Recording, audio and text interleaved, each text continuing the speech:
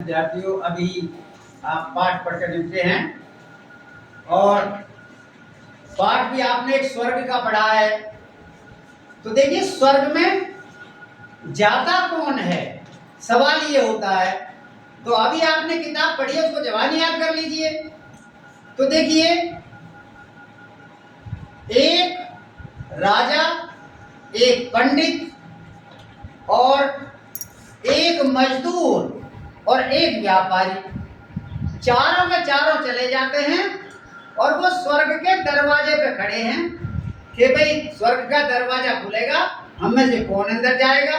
राजा कहता था मैं अंदर जाऊंगा, व्यापारी कहता था मैं अंदर जाऊंगा, और तीसरे का मैंने क्या नाम बताया, पंडित जी, और वो मजदूर चुप था। तो जैसे ही दरवाजा खुला तो वहां पर वो यमदूत एक डायरी लेके आया बाहर और कहने लगा कि भाई राजा कौन है। वो राजा कहने लगा साहब मैं राजा हूं, मेरा नाम ये है कि तो अपनी बात बताइए, मैं इसमें देख के बताऊंगा कि आप इसमें रह सकते हैं कि नहीं रह सकते। तो राजा कहने लगा साहब मैंने बहुत सारा दान किया है, मेरी प्रजा बहुत सुखी रहती है, कोई मेरे राज्य में दुखी नहीं था। उसने पोथी पत्रे देखे और देख के कहने लगा कि भाई बात तो सही है आपकी, लेकिन आप स्वर्ग में जा नहीं सकते। कि क्यों? कि आपने अपने राज्य विस्तार के लिए युद्ध छेड़ दिया था और उसमें हजारों सैनिक मारे गए, उनकी आत्मा तड़प रही थी, इसलिए आप स्वर्ग में नहीं जा सकते।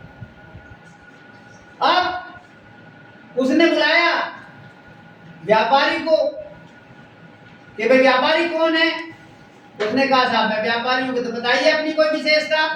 कि मेरी विशेषता ये है, मैंने कुएं लगवाए, धर्मशाला बनवाई, कितनी लड़कियों की शादी करवाई और मैंने बहुत अच्छे अच्छे काम किए, मैंने कभी जीवन में किसी को निराश नहीं किया, तो मैं स्वर्ग में जाने का अधिकारी हूं। उसने पोथी पत्रे खोले और बोला कि साहब बात तो सही है, लेकिन जिसने आपने कुएं बनवाए, धर्मशाला बनवाई, लड़कियों की शादी करवाई, किसी की मदद करी, वो जो तुमने पैसा कमाया था, वो पैसा आपने सच बोल के नहीं कमाया, झूठ बोल के कमाया, बेईमानी करके कमाया, धोखा दे के कमाया, इसलिए आप स्वर्ग में जाने का अधिकारी नहीं हो। और वो मजदूर खड़ा खड़ा सुन रहा था। भाई पंडित जी को अपने ऊपर घमंड था, उसने पंडित जी को आवाज लगा दी कि भाई वो भी स्वर्ग में नहीं जाएगा, अब राजा भी स्वर्ग में नहीं गया, और कौन नहीं गया स्वर्ग में? नंबर 2 पंडित जी। पंडित जी तो अब आ रहे हैं, व्यापारी भूल जाते हो।